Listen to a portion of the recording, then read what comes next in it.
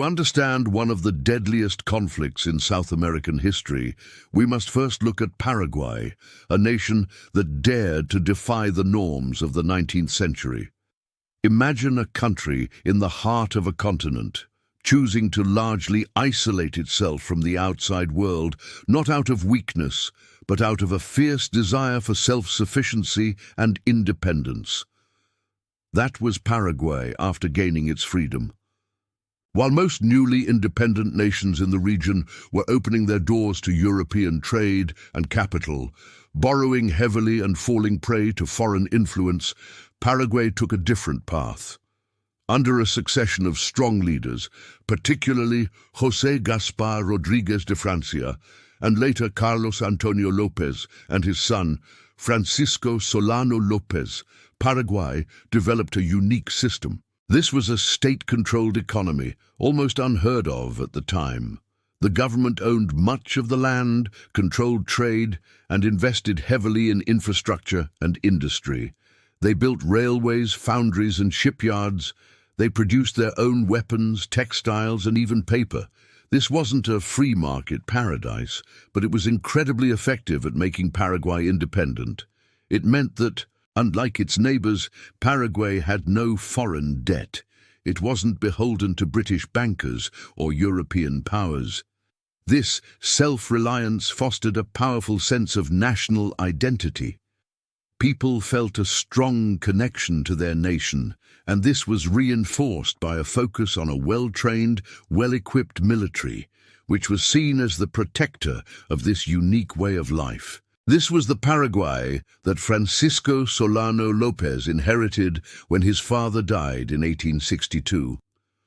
López was ambitious, perhaps even arrogant, but he was also a modernizer. He had traveled to Europe, seen the great armies and industries of the world, and he wanted Paraguay to be recognized as a major player, not just a small, isolated nation. He continued his father's work, modernizing the army with the latest weaponry and training, expanding the navy, and pushing for more industrial development. He envisioned Paraguay as the Prussia of South America, a powerful, disciplined state capable of projecting its influence across the La Plata Basin. His rule was autocratic, meaning he held all the power, but for many Paraguayans his vision promised strength and prosperity. However, this ambition was brewing in a region already simmering with tension. The La Plata Basin, formed by the Paraguay and Paraná rivers, was a geopolitical powder keg. Brazil, a vast empire, was constantly expanding its influence, especially southward, eyeing the fertile lands and strategic waterways that bordered Paraguay and Uruguay. Argentina, a fledgling republic, was still struggling to unite its provinces under a strong central government, but it also harbored ambitions of regional dominance. And then there was Uruguay, a small country caught between these two giants, constantly plagued by internal conflicts between its two main political parties, the Blancos and the Colorados. These parties often sought support from either Brazil or Argentina, turning Uruguay into a proxy battleground. The rivers themselves were crucial. They were the highways of the era, vital for trade, communication, and military movement. Controlling them meant controlling the region, and everyone knew it. Paraguay, sitting at the confluence of these rivers, with its powerful army and ambitious leader, was increasingly seen as either a threat or a potential ally in this complex dance of power. The stage was set for a confrontation, and the unique jewel of South America, Paraguay, was about to find itself at the center of a storm. Its very existence would soon be tested in a conflict that would redefine the map and the future of the continent. The delicate balance in the La Plata Basin was constantly threatened by internal strife within its smaller nations, and Uruguay was a prime example. For years, the country had been a battleground for its two main political factions, the liberal Colorados and the conservative Blancos. These weren't just political parties, they represented deep-seated divisions, often leading to armed conflict. Brazil, with its imperial ambitions and economic interests, frequently interfered in Uruguayan affairs. The empire saw the Colorados as allies, a way to maintain influence and ensure the safety of its cattle ranchers and merchants who operated in the border regions. When the Blanco Party gained power and began to lean more towards Argentina and Paraguay, Brazil saw it as a direct threat to its regional dominance. So, when a new civil war erupted in Uruguay in 1864, Brazil didn't hesitate. Under the pretext of protecting its citizens and economic interests, Brazilian forces invaded Uruguay, openly supporting the Colorado faction. This was a clear act of aggression, a powerful empire meddling directly in the internal affairs of a sovereign nation. For Francisco Solano López in Paraguay, this was more than just a border skirmish. It was a dangerous precedent. He saw Brazil's actions as a naked display of power, a move that could easily be replicated elsewhere, perhaps even against Paraguay itself. López had been watching the situation closely, and he had made his concerns known. He tried to mediate, sending diplomatic notes to Brazil, warning against intervention and stressing the importance of maintaining the regional balance of power. He believed that if Brazil was allowed to impose its will on Uruguay, it would destabilize the entire region and embolden other powerful nations to do the same. López viewed the Brazilian intervention as an unacceptable challenge to Paraguay's security and its vision for a balanced South America.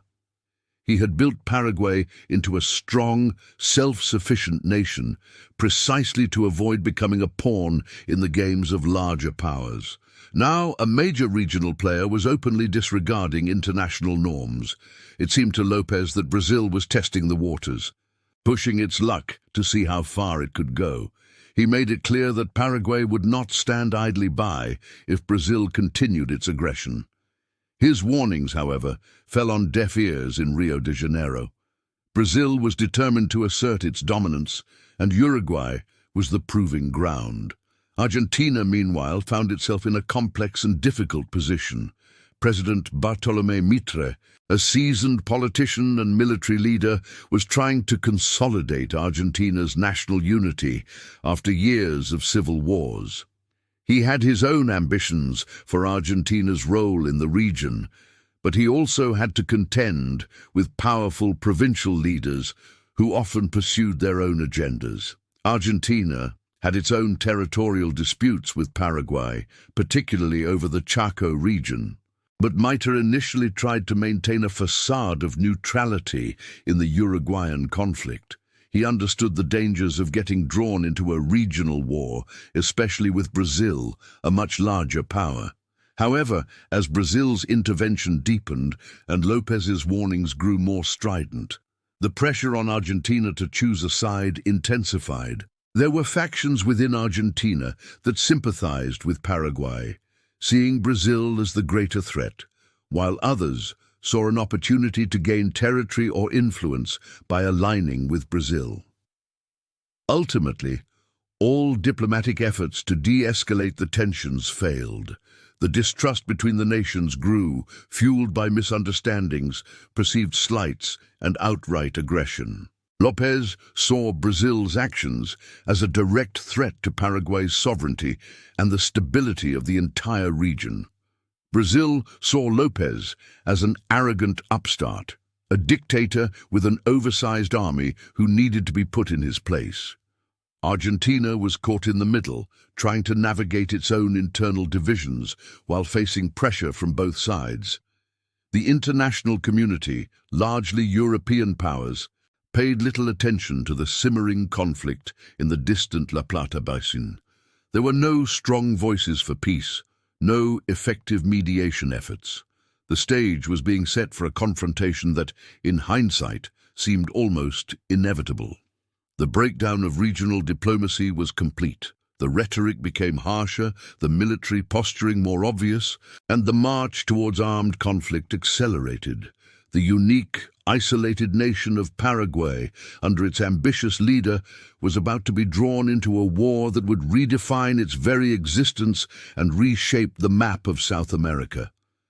The seeds of conflict, sown in the fertile but volatile soil of regional instability and border disputes, were about to bear bitter fruit. With diplomacy deadlocked and regional tensions boiling over, Francisco Solano López made a move that would irrevocably ignite the war. He correctly saw Brazil's actions in Uruguay as a direct threat to Paraguay's strategic interests and perhaps even its survival. In November 1864, López ordered the seizure of the Brazilian merchant ship, the Marquês de Olinda. This vessel was navigating the Paraguay River, carrying the newly appointed governor of Mato Grosso, Brazil, along with valuable cargo, to its destination. Paraguayan forces intercepted the ship, arrested its crew and passengers, and confiscated its contents. López justified this aggressive act by stating it was a direct response to Brazil's invasion of Uruguay, which he viewed as a violation of international law and a destabilizing force in the region. He argued that Brazil had ignored his warnings and that this seizure was a necessary measure to assert Paraguay's position and protect its borders. The international community, however, saw it as an act of war. The news sent shockwaves through the region, transforming simmering resentment into open hostility. Brazil immediately demanded the ship's release and an apology, but López remained defiant. López didn't stop there. He followed up the naval seizure with a direct land invasion of Brazilian territory. In December 1864, Paraguayan forces crossed the northern border into the Brazilian province of Mato Grosso. This was a bold and unexpected move, aiming to secure strategic resources and create a buffer zone against further Brazilian incursions. The invasion caught Brazil by surprise. Paraguayan troops, well-trained and motivated, quickly overran several Brazilian outposts and towns, including Corumbá. They seized large quantities of arms, ammunition and other supplies, giving them a temporary advantage. The campaign in Mato Grosso was marked by its brutality, with both sides committing atrocities. Paraguayan soldiers, driven by López's orders and a strong sense of national duty, were relentless. The initial successes boosted Paraguayan morale and seemed to validate López's aggressive strategy, but they also cemented Brazil's resolve for war.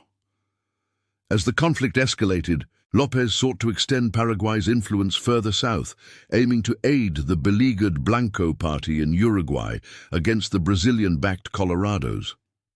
To do this, he needed to move his troops across Argentine territory. In January 1865, López formally requested permission from Argentine President Bartolomé Mitre to allow Paraguayan forces to cross the province of Corrientes. This request put Mitre in an impossible position. Argentina was officially neutral, and granting passage would be a clear act of aggression against Brazil and the Colorado government in Uruguay, effectively drawing Argentina into the conflict. Mitre, still trying to maintain a delicate balance and consolidate his own nation, firmly refused López's request, citing Argentina's neutrality. This refusal infuriated López, who saw it as a betrayal and an obstacle to his strategic objectives. The diplomatic impasse deepened the animosity between Paraguay and Argentina, pushing them closer to open conflict. Unable to secure passage through diplomacy, López made another audacious and highly provocative decision. In March 1865, without any further negotiation or warning, he ordered Paraguayan forces to invade Argentina. Several thousand Paraguayan troops crossed the Paraná River and occupied the city of Corrientes. This invasion was a direct violation of Argentine sovereignty and a blatant act of war. López formally declared war on Argentina, stating that Mitre's refusal to grant passage was a hostile act that justified his military response. This invasion was the final trigger, transforming a regional dispute into a full-blown international conflict. The invasion of Corrientes shocked Argentina and the wider world. President Mitre, who had tried so hard to stay neutral, now had no choice but to respond with force. The attack on Argentine soil provided the perfect pretext for Brazil and the now Colorado-controlled government of Uruguay to formalize their alliance against Paraguay. The stage was set, and the grim reality of a multi-front war was undeniable. The invasion of Corrientes was the final act that formally created the Triple Alliance. The invasion of Corrientes by Paraguayan forces immediately solidified the resolve of Paraguay's neighbors. On May 1st, 1865, Brazil, Argentina, and the new Colorado government of Uruguay formally united against Paraguay, signing the Treaty of the Triple Alliance in Buenos Aires. This document was more than just a military pact. It was a blueprint for the total defeat of Paraguay and a radical reshaping of the region's political map. The stated goals of the alliance were clear: to overthrow Francisco Solano López and to ensure regional peace by redrawing borders that had long been points of contention. However, the treaty contained controversial secret clauses, which outlined the territorial annexations to be made at Paraguay's expense and detailed the war indemnities Paraguay would be forced to pay. These clauses, kept hidden from public view for years, revealed the true punitive nature of the alliance, suggesting that the war was not merely about curbing López's ambitions, but about dismantling Paraguay as a significant regional power. With the treaty signed, the Allied nations began the difficult task of mobilizing their forces. This was no small feat, as it required coordinating 3 distinct armies, each with its own command structure, logistical challenges, and political priorities. Brazil, with its imperial might, had the largest and most professional army, but even it faced internal resistance to a protracted war. Argentina, under President Maita, struggled to consolidate its federal and provincial interests, with some provinces openly questioning the wisdom of engaging in a costly war. Uruguay, though a signatory, contributed fewer resources, having just emerged from a devastating civil war. The initial mobilization was slow and fraught with difficulties. Roads were poor, communication was unreliable, and the sheer scale of moving tens of thousands of men, horses, and supplies across vast distances was immense. Public opinion in all 3 Allied nations was also a factor. While the invasion of Corrientes had inflamed nationalistic sentiments in Argentina, anti-war sentiments and internal political dissent were present, especially as the true human and financial costs of the conflict began to emerge. Meanwhile, López's Paraguay presented a formidable, if ultimately doomed, challenge. His army, though well-drilled and fanatically loyal, was ill-equipped compared to the combined might of the Allies. Paraguayan soldiers, largely indigenous Guarani, fought with a fierce determination, born of national pride and an almost religious devotion to López. They were disciplined and resilient, capable of enduring extreme hardship. The entire nation was mobilized for war. The role of women was particularly striking. They were not only responsible for maintaining the agricultural economy to feed the troops, but also served in auxiliary roles, nursing the wounded, transporting supplies, and even directly participating in defense. This total mobilization reflected the highly centralized and autocratic nature of López's rule, where every citizen was expected to contribute to the war effort. This unity, however, masked deep technological and industrial deficiencies that would prove critical as the war progressed. Despite the numerical and material superiority of the Triple Alliance, the early stages of the war saw significant Allied setbacks, primarily due to the unexpected strength of Paraguayan defenses and the brutal conditions of the terrain. López had spent years fortifying his borders and training his army, creating a network of defensive positions that proved difficult to breach. The thick, subtropical forests, swamps, and numerous rivers of the region were natural obstacles, turning every advance into a grueling struggle. The climate, characterized by intense heat and humidity, along with rampant tropical diseases like malaria and dysentery, took a heavy toll on the Allied forces, often claiming more lives than enemy bullets. The initial clashes quickly disabused the Allies of any notion that this would be a short or easy war. The fierce resistance encountered, combined with the logistical nightmares and the unforgiving environment, forced the Allied commanders to confront the harsh reality that they were engaged in a protracted and brutal conflict. The war would demand far more sacrifice than anyone had initially anticipated, setting the stage for one of the bloodiest conflicts in South American history. The war, as it became clear, would not be won solely on land. The vast network of rivers, particularly the Paraná and Paraguay, served as the lifeblood of the region, crucial for moving troops, supplies, and artillery. Control of these waterways was not just an advantage, it was absolutely essential for any sustained offensive into Paraguay. Therefore, the conflict quickly evolved into a river war, a struggle for naval supremacy. Brazil, with its established navy, held a significant advantage in this domain. Their fleet boasted more ships, more powerful gunboats, and more experienced sailors. Paraguay, on the other hand, had a smaller, less modern navy, but compensated with ingenuity and a deep understanding of its river systems. Lopez had invested heavily in constructing riverine fortifications, placing hidden batteries along strategic bends, and developing an extensive system of underwater mines, crude but effective, designed to cripple enemy vessels. The defining moment of this river war arrived in June 1865 at the Battle of Riachuelo. This was not just a skirmish, it was a full-scale naval engagement that would forever alter the course of the conflict. Lopez, recognizing the critical importance of neutralizing the Brazilian fleet, ordered a surprise attack. Paraguayan vessels, including some converted merchant ships and smaller gunboats, attempted to board and capture Brazilian ironclads anchored near the Riachuelo stream, a tributary of the Paraná River. The battle was fierce and chaotic, a desperate struggle at close quarters.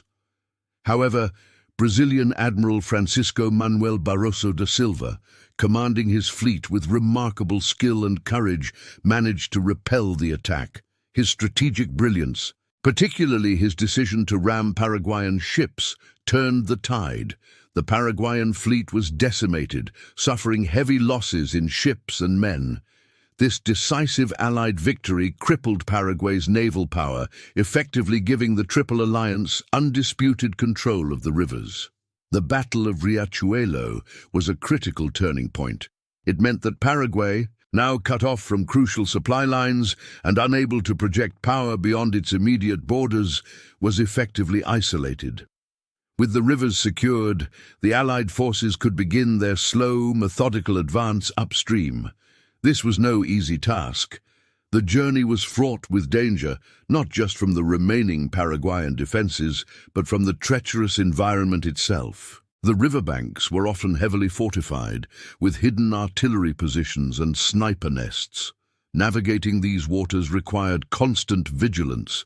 Brazilian ironclads and gunboats, though powerful, had to move cautiously, clearing mines and exchanging fire with shore batteries. These naval assets were vital in supporting land operations, providing crucial fire support for troops advancing along the banks and transporting soldiers past heavily defended areas. The Allied progress was measured in miles, not days, each bend in the river potentially hiding a new threat. Despite the crushing defeat at Riachuelo, Paraguayan ingenuity and desperation did not vanish.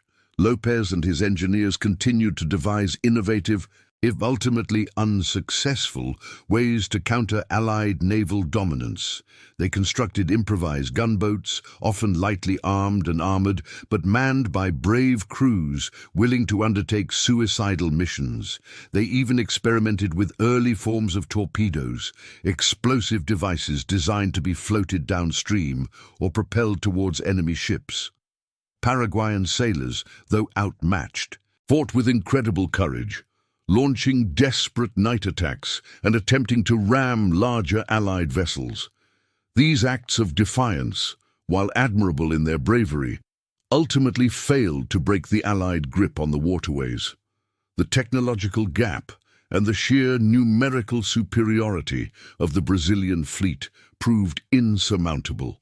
The Allies maintained their control, steadily pushing deeper into Paraguayan territory, turning the rivers from a Paraguayan defense line into an Allied highway of invasion. The river war, though less publicized than the massive land battles, laid the essential groundwork for the subsequent invasion of Paraguay itself, demonstrating the strategic importance of controlling the critical arteries of the continent. The Paraguayans, with their limited resources, fought valiantly against an overwhelming naval force, but the outcome of the River War sealed their fate, allowing the Triple Alliance to dictate the pace and direction of the conflict.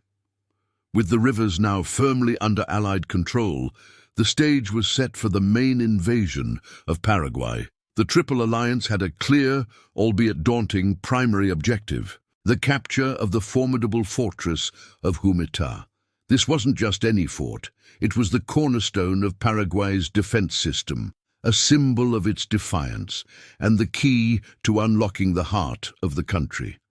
The Allied strategy involved a combined land and riverine assault, a complex dance between armies pushing through dense terrain and gunboats navigating the treacherous Paraguay River. The logistical challenges were immense, moving tens of thousands of troops, their supplies, artillery and animals into a hostile, unfamiliar country deep into enemy territory was a monumental undertaking. Every step of the way, they would face not only Paraguayan resistance, but also the unforgiving environment. Humaitá itself was a masterpiece of 19th-century military engineering, a sprawling complex of fortifications that Lopez had spent years developing. It wasn't just a single fort, but an entire defensive system designed to block access up the Paraguay River. Imagine a series of interconnected forts, deep trenches, and carefully placed artillery batteries, all overlooking the river and the surrounding land. The main fort, San Carlos, was a star-shaped bastion bristling with heavy guns, capable of inflicting massive damage on any approaching fleet or army. The river itself was blocked by massive chains and submerged obstacles, making a direct naval assault suicidal. Humaitá was truly the symbol of Paraguayan resistance, a testament to their determination to defend their homeland at all costs. It was meant to be impregnable, and for a long time, it seemed it was. The Allies quickly learned the brutal reality of attacking such a stronghold. Their early attempts to breach the defenses were met with fierce and bloody resistance, resulting in heavy losses for both sides. Battles like Tuyuti, Curupati, and Boquerón became synonymous with carnage and desperation. Tuyuti, in particular, was one of the largest and bloodiest battles in South American history, a meat grinder where thousands fell. The Paraguayans, fighting with fanatical zeal, launched relentless counterattacks, often against superior numbers and firepower. The Allied soldiers, many of whom were conscripts, found themselves in a grueling war of attrition, facing not only the enemy but also the harsh conditions of the battlefield. Disease, especially cholera, swept through the camps, often claiming more lives than the bullets and bayonets. The psychological impact of this trench warfare, with its constant shelling, close-quarters combat, and the ever-present threat of disease, was devastating. The Allies, who had initially expected a swift victory, began to understand the true cost of conquering Paraguay. The siege of Humaitá became a long and arduous ordeal, stretching over many months in 1867 and 1868. The Allies, particularly the Brazilians, were determined to take it, no matter the cost. They tried frontal assaults, bombardments, and even attempts to bypass the fort using smaller, shallower waterways. The Brazilians, under the command of Marshal Caxias, eventually executed a strategic outflanking maneuver that proved decisive. They managed to move a portion of their fleet, including some ironclads, past Humaitá at night, navigating a narrow winding channel on the Chaco side of the river. This daring feat essentially cut off Humaitá from its supply lines and reinforcements, turning the tide of the siege. With the fort isolated and under relentless pressure, the Paraguayan defenders, exhausted and starving, fought on with incredible bravery. But their situation was hopeless. After months of brutal fighting and suffering, the remaining Paraguayan garrison, numbering only a few thousand, eventually surrendered in July 1868. The fall of Humaitá was a monumental victory for the Triple Alliance, but it came at an immense price. The fortress, once a beacon of Paraguayan strength, now lay in ruins, a testament to the savagery of the conflict. Its capture opened the way for the Allied forces to advance further up the Paraguay River, directly threatening Asunción, the capital. The path to victory was now clear, but the war was far from over. López, though defeated at Humaitá, was not broken. He would retreat, regroup, and continue to fight with a desperation that would shock the world, leading his people into an even more brutal phase of the conflict. The fall of Humaitá marked the end of one chapter and the beginning of another, even more devastating one in the War of the Triple Alliance. The Allies had overcome their greatest obstacle, but they had yet to truly understand the depth of Paraguayan resolve or the grim cost of total war. The fall of Humaitá, while a massive blow, did not signal the end of Francisco Solano López's resistance. Instead, it marked a terrifying shift in the war's character. López, refusing to concede defeat, began a desperate retreat northward, abandoning the southern defenses that had cost so much Allied blood.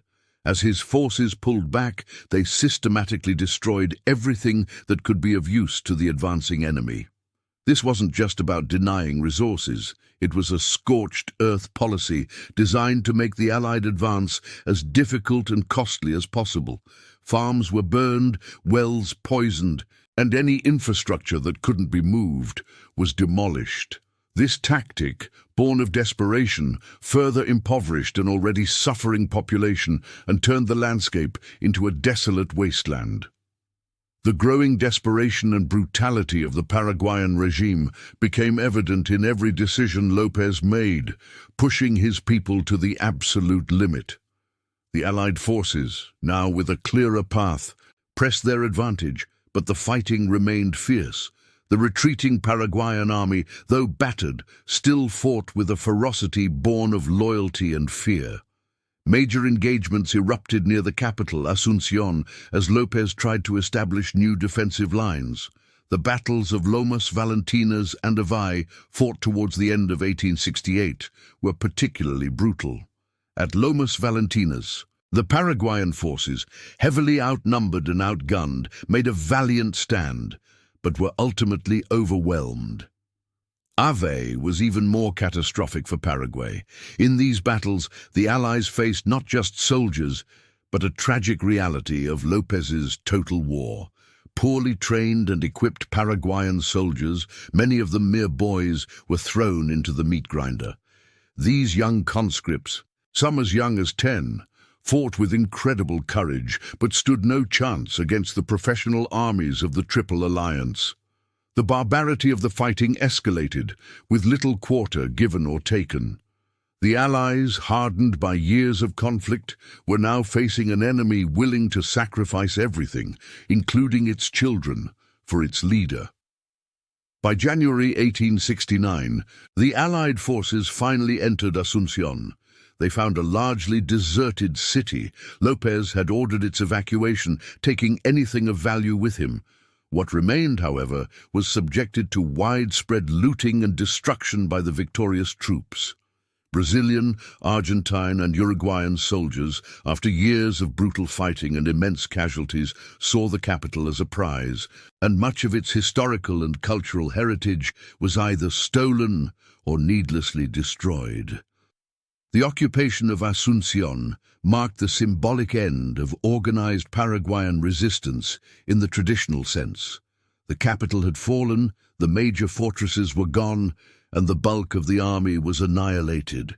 Yet López continued his flight into the interior, dragging the remnants of his government and military, along with thousands of civilians, deeper into the vast, wild heart of Paraguay.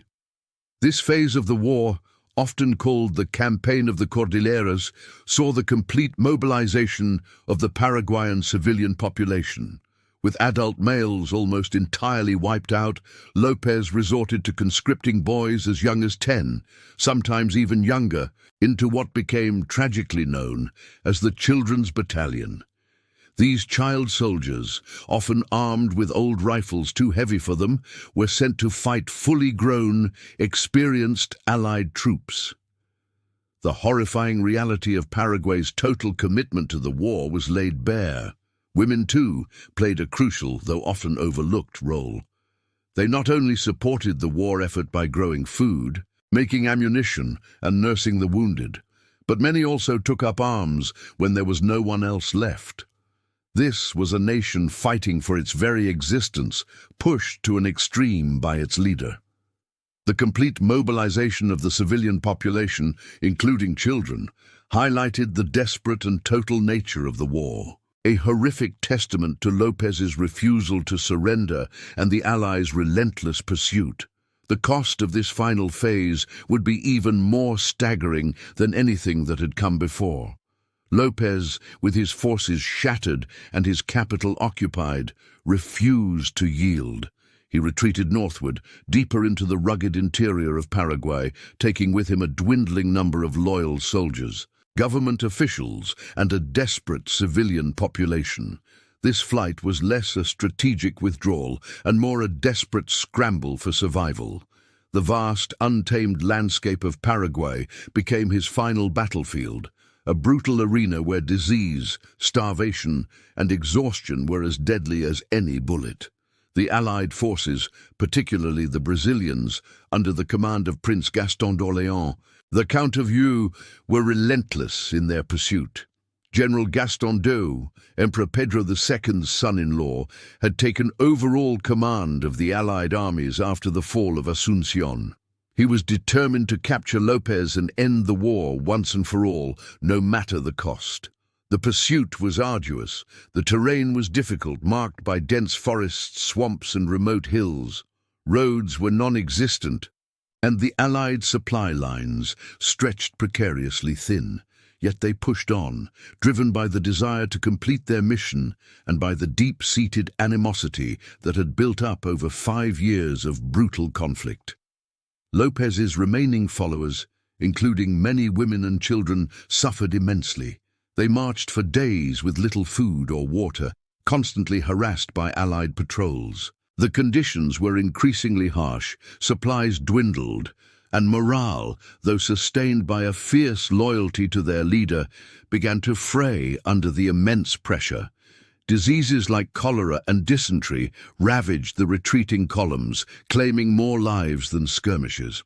The final act of this tragic drama unfolded in March 1870 at a place called Cerro Corá, near the border with Brazil.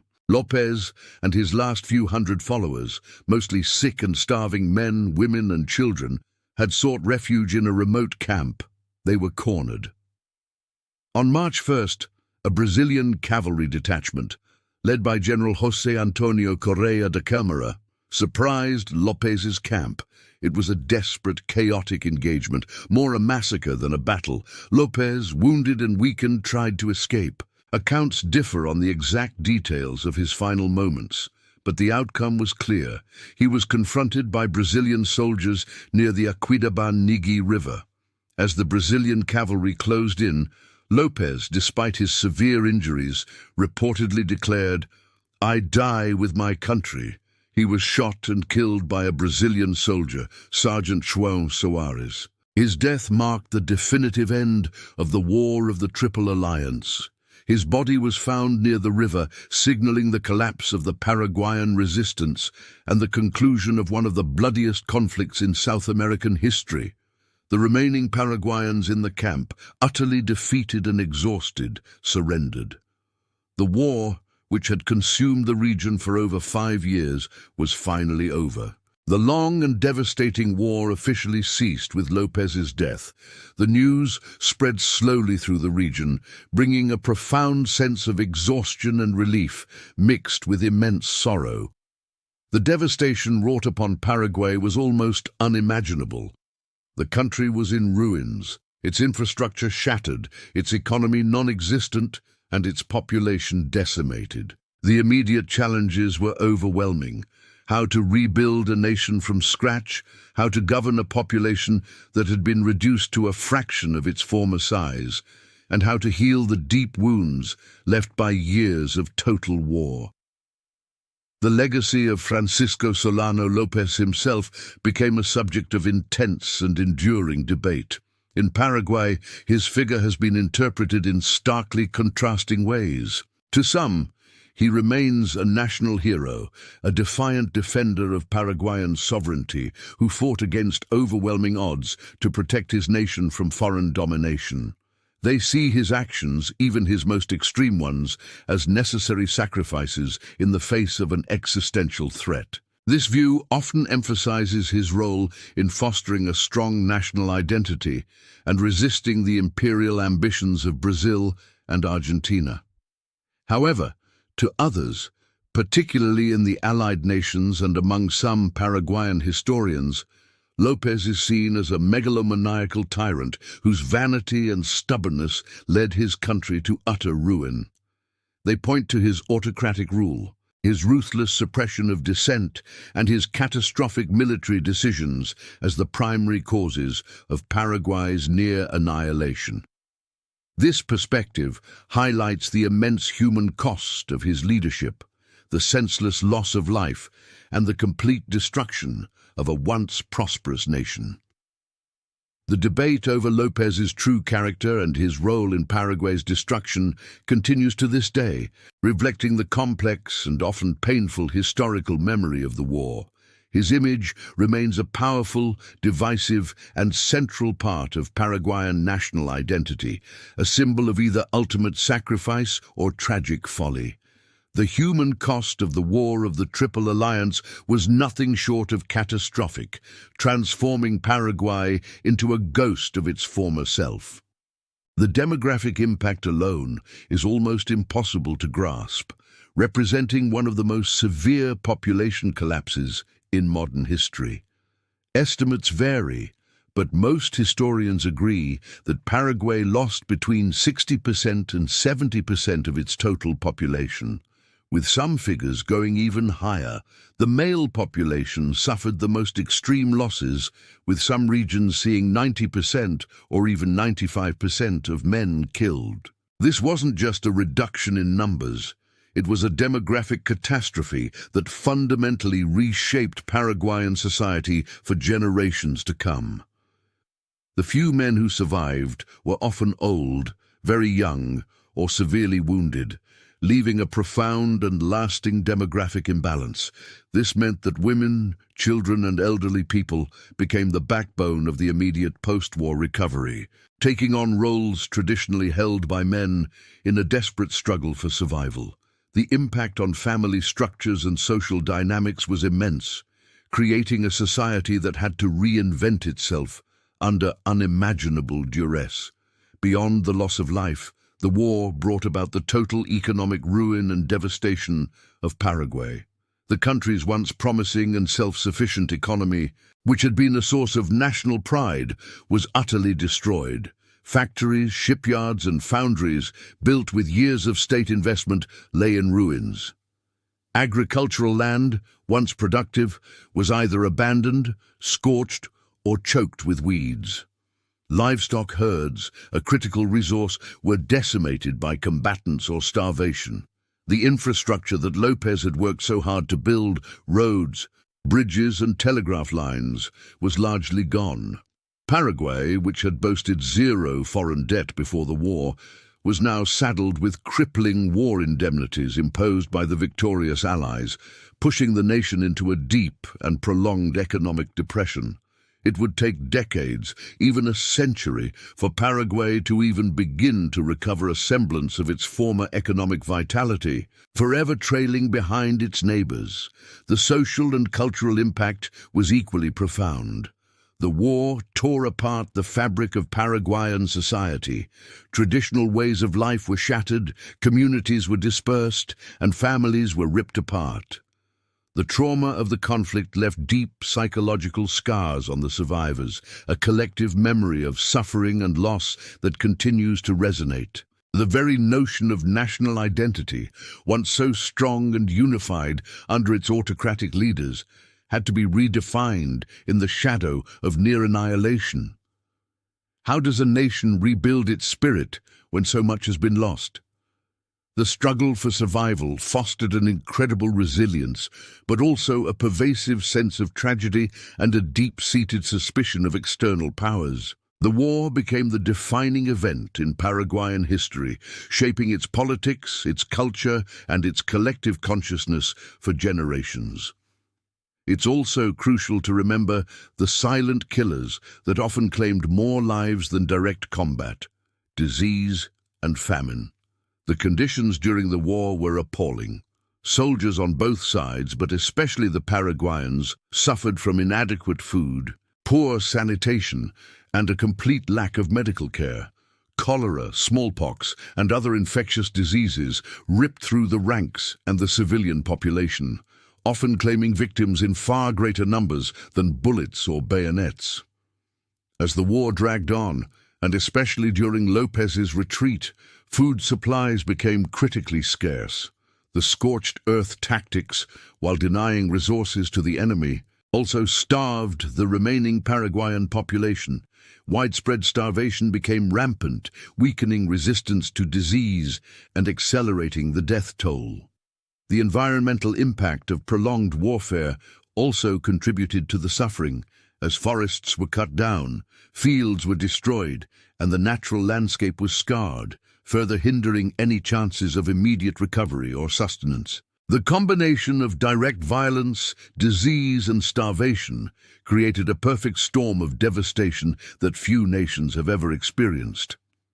The war finally ended, but not without leaving a permanent mark on the map of South America. The victorious Allied nations, Brazil and Argentina, did not just defeat Paraguay, they carved up its territory. Significant portions of land that had historically belonged to Paraguay were annexed by its larger neighbors. Brazil claimed the northern regions, expanding its western frontier, while Argentina took land in the south and west. This redrawing of borders was a direct consequence of the secret clauses in the Treaty of the Triple Alliance, which had outlined these territorial gains even before the war officially began. For Paraguay, these territorial losses were not mere lines on a map. They represented a deep wound, a constant reminder of the war, and a source of lingering resentment that would affect its foreign relations for decades, even centuries to come. The smaller nation was left with a much-reduced landmass, further hindering its potential for recovery and development. Brazil emerged from the conflict as the undeniable dominant power in the La Plata Basin. Its imperial ambitions, which had partly fueled its initial intervention in Uruguay, were largely fulfilled. The war solidified its influence and prestige in the region, positioning it as the leading South American nation. However, this dominance came at a very steep price. The war had been incredibly expensive, draining the imperial treasury and forcing Brazil to incur massive foreign debt.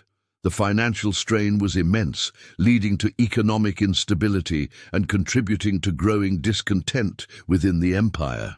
The war also highlighted social divisions, particularly regarding slavery, as enslaved people were promised freedom in exchange for military service, a policy that stirred further debate and dissent among the powerful landowning class. Despite its victory, the Brazilian Empire was weakened by the conflict, and the seeds of its eventual collapse were, in some ways, sown during this protracted and costly war. Argentina, for its part, also saw some gains, though its path was more complicated. The war helped President Bartolomé Mitre achieve a crucial goal, the consolidation of national unity. Before the war, Argentina was still a fragmented nation, often plagued by internal conflicts between federalists and provincial caudillos. The external threat posed by Paraguay and the shared purpose of the Triple Alliance provided a powerful impetus for different factions to unite under the central government. The war helped resolve some long-standing internal disputes and strengthened the authority of Buenos Aires over the provinces. However, like Brazil, Argentina also bore a heavy financial burden from the conflict. The war's economic impact was significant, and the political repercussions included continued debates over the cost and the morality of the war, particularly among those who questioned the initial decision to go to war against Paraguay. The conflict, while unifying in some aspects, also left a legacy of political division regarding its justification and outcome. Uruguay, the third member of the Triple Alliance, found little lasting peace despite being on the winning side. The war had ostensibly been fought to secure the Colorado Party's power, and indeed, the Blanco Party was decisively defeated. However, the conflict did not bring an end to Uruguay's chronic political instability. The underlying struggles between political factions continued, sometimes flaring into new civil unrest. The country's participation in the war also came at a heavy cost in terms of human lives and economic resources, further straining an already fragile nation. Uruguay remained a smaller, often contested player in the regional power dynamics, frequently caught between the interests of its larger neighbors, Brazil and Argentina. The war, rather than resolving its internal problems, merely shifted the context in which they played out, leaving the nation vulnerable to further political turmoil and external influence. The victory for Uruguay felt hollow, overshadowed by the immense suffering and the continued struggle for true sovereignty and internal peace. The immediate aftermath found Uruguay still finding its footing, deeply affected by the war's demands and sacrifices. Paraguay's road to recovery after the war was long and incredibly painful. The nation had been almost completely wiped out, both in terms of its population and its infrastructure.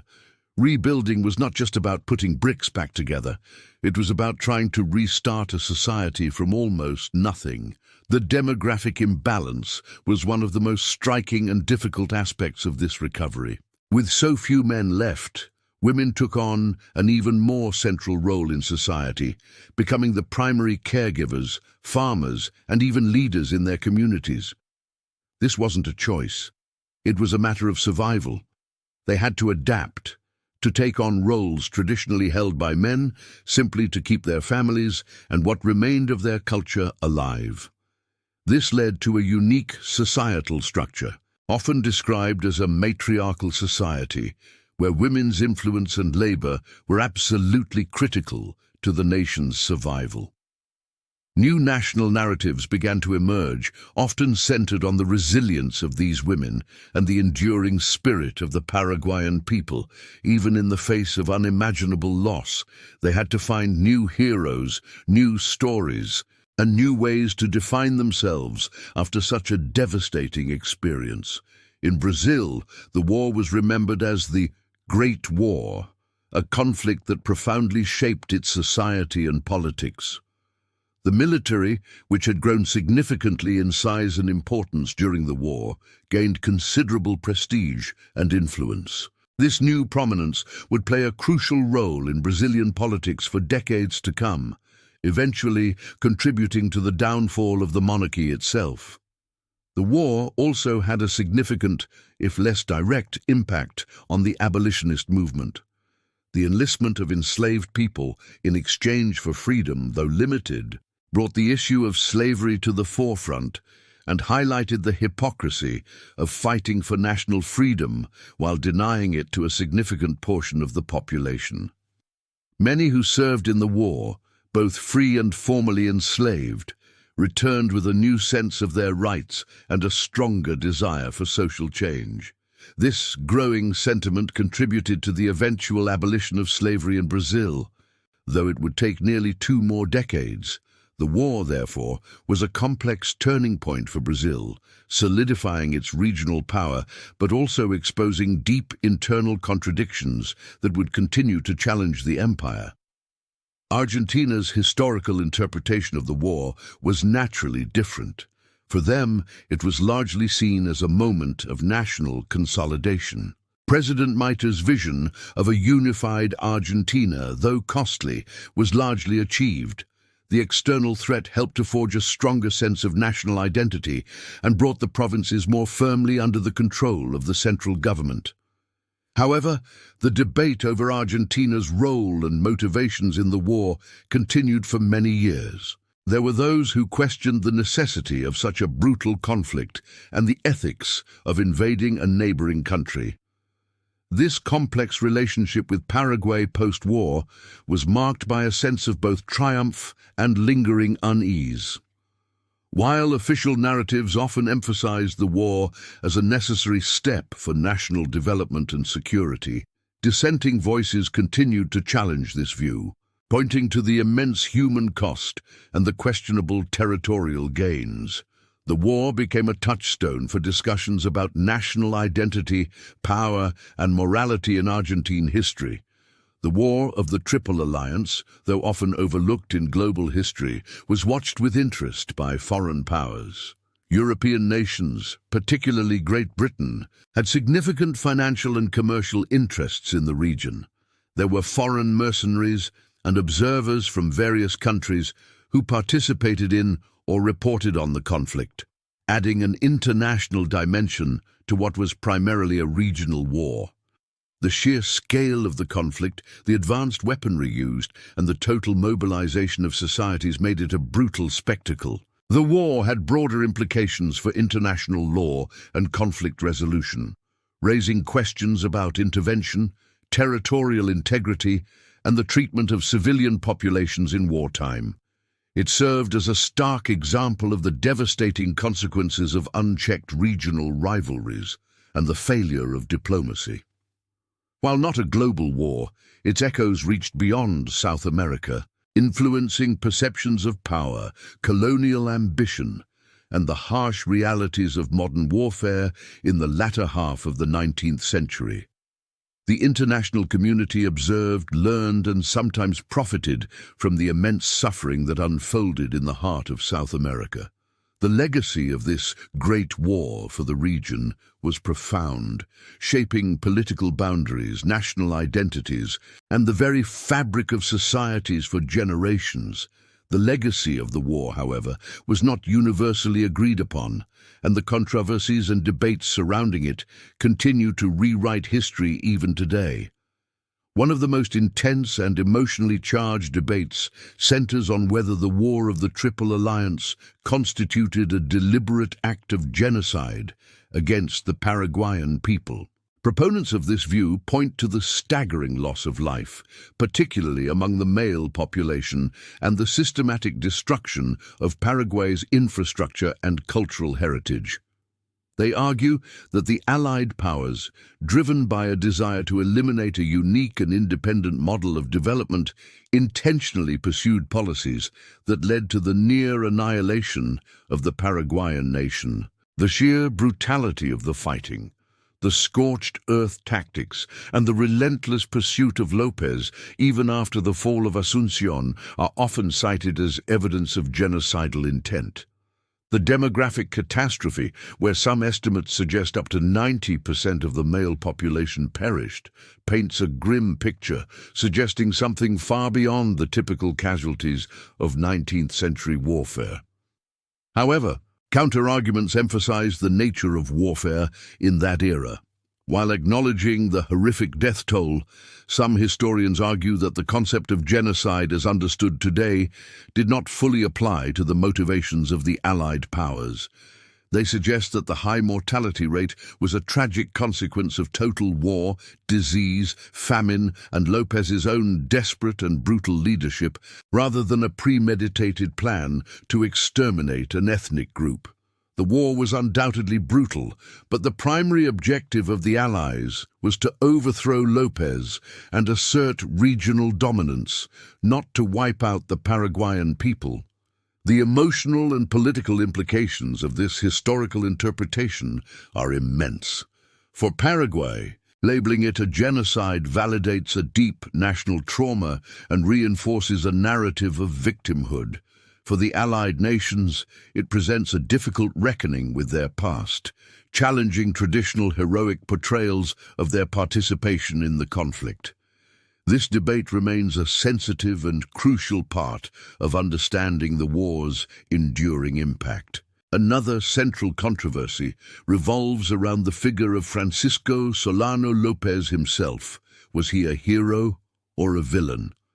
In Paraguay, revisionist histories have emerged, particularly in the latter half of the 20th century, that have transformed Lopez from a megalomaniacal dictator into a national hero, a staunch defender of national sovereignty against imperialist aggression. This narrative portrays him as a visionary leader who dared to defy the powerful interests of Brazil and Argentina, and even Great Britain, to protect Paraguay's unique path of development. His defiance in the face of overwhelming odds, his refusal to surrender, and his ultimate death in battle are celebrated as acts of ultimate patriotism. This reinterpretation serves to strengthen national identity and provide a powerful symbol of resistance. Conversely, in Brazil and Argentina, and in much of early historical accounts, Lopez was consistently portrayed as a bloodthirsty tyrant, responsible for dragging his nation into a catastrophic war purely out of personal ambition. These narratives emphasize his autocratic rule, his brutal treatment of dissenters, and his willingness to sacrifice his own people in a futile war.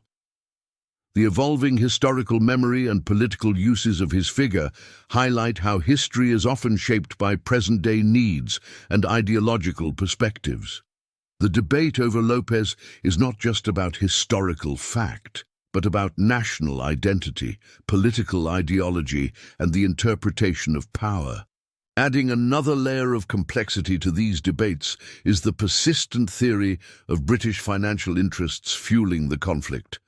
This theory suggests that Britain, fearing Paraguay's self-sufficient and protectionist economic model, which rejected foreign loans and free trade, secretly manipulated the Allied powers into destroying Lopez's regime. Proponents point to Britain's vast economic influence in the region, its financial ties to Brazil and Argentina, and the potential for new markets and resources if Paraguay were opened up. However, evidence for direct British instigation is largely circumstantial. While Britain certainly benefited from the war's outcome, particularly in terms of increased trade and investment opportunities, and its diplomats were active observers, there is little concrete proof of a deliberate plot to orchestrate the conflict. Most historians now agree that while external factors and foreign interests were part of the complex geopolitical landscape, the primary drivers of the war were internal regional rivalries, border disputes, and the ambitions of the local leaders. The complex interplay of internal and external factors makes it difficult to assign blame solely to one party, further complicating the historical narrative. In recent decades, there have been modern attempts by Allied nations to acknowledge the suffering caused by the war. This includes formal apologies, declarations of regret, and efforts towards greater historical understanding and reconciliation. For example, Brazil and Argentina have, at different times, sought to mend fences with Paraguay, recognizing the immense devastation inflicted during the conflict. This ongoing process of healing and reconciliation in the region is crucial. It involves not just official statements, but also academic exchanges, cultural initiatives, and a willingness to confront uncomfortable truths about the past. The role of historical memory in shaping contemporary relations is profound. By acknowledging the pain and trauma of the past, these nations hope to build stronger, more collaborative relationships in the present and future, moving beyond the bitter legacy of the War of the Triple Alliance. The War of the Triple Alliance left enduring scars on Paraguay, shaping its society and economy for generations. One of the most striking and immediate consequences was the emergence of what many historians describe as a matriarchal society in the immediate post-war period. With the male population decimated by the conflict, women were left to shoulder the immense burden of rebuilding the nation. They became the primary cultivators of land, the heads of households, and the central figures in economic and social life. This disproportionate role of women in rebuilding the nation had a profound and long-lasting impact on family structures and gender roles. Women ran farms, managed what little commerce remained, and took on tasks traditionally performed by men. This was not a choice, but a necessity for survival, and it forged a generation of incredibly resilient and adaptable Paraguayan women. Their strength and determination were crucial in preventing the complete collapse of society, and their contributions are celebrated as a testament to the enduring spirit of the Paraguayan people. This societal shift, born of tragedy, became a unique characteristic of Paraguay, setting it apart from its neighbors for decades. Beyond the social restructuring, Paraguay's economic landscape was utterly devastated and struggled to recover for over a century. The war had systematically destroyed its infrastructure, including its nascent railways, factories, and shipyards. Its once thriving state-controlled economy, which had allowed it to prosper without foreign debt, was in ruins. The fertile lands lay fallow, and livestock herds were decimated. The Allied powers imposed heavy war indemnities, which further crippled the nation, and large swathes of its territory were lost, reducing its economic potential. This legacy of land loss, immense debt, and burgeoning foreign influence meant that Paraguay entered the 20th century as one of the poorest and most isolated nations in South America.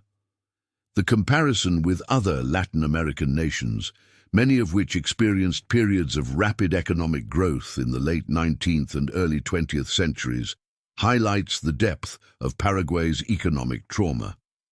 Its self-sufficient model had been shattered, replaced by a dependent economy, struggling under the weight of debt and the loss of its most productive resources. The long shadow of the war also fell heavily upon Paraguayan political culture, contributing to cycles of instability and authoritarianism. The trauma of near annihilation, combined with the loss of its pre-war political and economic structures, created fertile ground for strongman rule.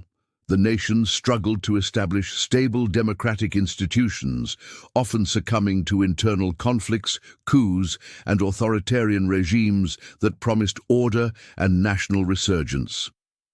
The quest for democratic stability became a recurring theme in Paraguayan history, frequently interrupted by periods of repression and political turmoil.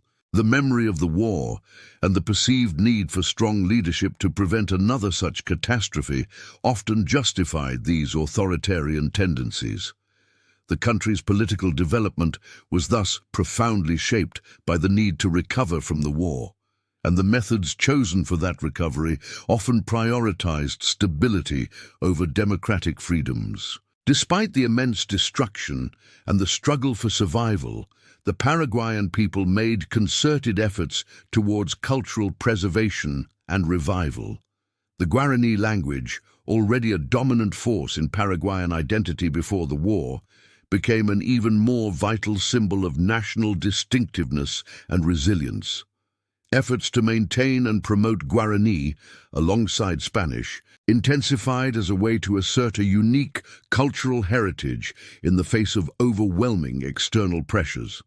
Art, literature, and music also played crucial roles in remembering the war, processing the trauma and celebrating the enduring spirit of Paraguayan national identity. Folk songs, poems, and stories recounted the bravery of soldiers, the suffering of the people, and the struggle for survival. These cultural expressions not only served as a collective memory of the conflict, but also as a powerful affirmation of the nation's continued existence and its unique cultural fabric. The war, while nearly erasing the nation physically, inadvertently strengthened its cultural bonds, making its identity even more robust and cherished. The resilience shown in these cultural efforts underscored the deep-seated pride and determination of the Paraguayan people to rebuild and thrive, even in the face of such profound historical trauma. This cultural endurance is a testament to a people who refuse to be forgotten, whose spirit burned brightly even after the darkest of times. The enduring spirit of Paraguayan national identity, forged in the crucible of war, offers crucial lessons for the modern world. The War of the Triple Alliance stands as a stark reminder of the perils of regional hegemony and intervention, a cautionary tale about the dangers of powerful states imposing their will on smaller neighbors. The conflict began with Brazil's intervention in Uruguay, a move perceived by Paraguay as an aggressive expansion of influence. This initial act of interference set off a chain reaction, demonstrating how easily regional disputes can escalate when diplomatic solutions are abandoned in favor of military force. The unintended consequences of such interventions are often devastating, far exceeding any perceived short-term gains. Paraguay's near annihilation highlights the critical importance of respecting national sovereignty and prioritizing peaceful negotiations over armed conflict. The war serves as a historical blueprint for how easily a region can descend into chaos when countries fail to engage in good faith diplomacy and instead resort to threats and military might. It underscores that true stability comes from mutual respect and cooperation, not from the dominance of one power over others. The conflict also graphically illustrated the devastation of total war, a concept that became terrifyingly familiar in the 20th century. The War of the Triple Alliance was total in its scope, involving the complete mobilization of societies and the targeting of civilian populations and resources. The horrific human cost, particularly in Paraguay, where nearly the entire male population was wiped out and total population numbers plummeted, reveals the ultimate price paid when nations commit to such an all-encompassing struggle. The war eroded moral boundaries, leading to atrocities, widespread famine, and disease that claimed more lives than the battles themselves. The long-term societal and psychological scars, evident in Paraguay's struggle for recovery and its enduring trauma, demonstrate that the impact of total war extends far beyond the battlefield. It reshapes generations, leaving a legacy of suffering that can take centuries to heal. The destruction of infrastructure, economy, and social fabric meant that even the victors paid a heavy price in terms of financial strain, political instability, and moral compromise. Furthermore, the War of the Triple Alliance is a chilling testament to the fragility of nations. Paraguay, a self-sufficient and prosperous nation before the conflict, was brought to the brink of extinction. Its unique model of development, its vibrant culture, and its very existence were almost entirely erased.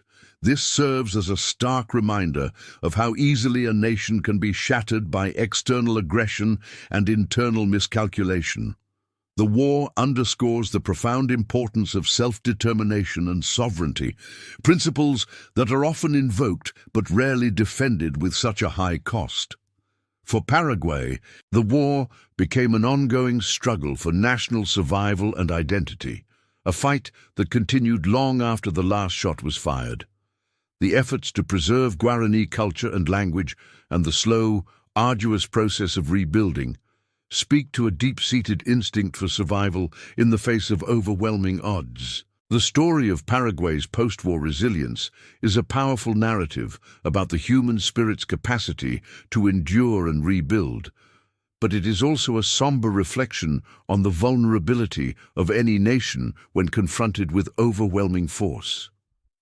Remembering this forgotten conflict is essential for understanding the complexities of history and its relevance to contemporary issues. The War of the Triple Alliance, often overshadowed by other 19th-century conflicts, offers invaluable insights into the dynamics of international relations, the nature of war, and the enduring quest for historical justice.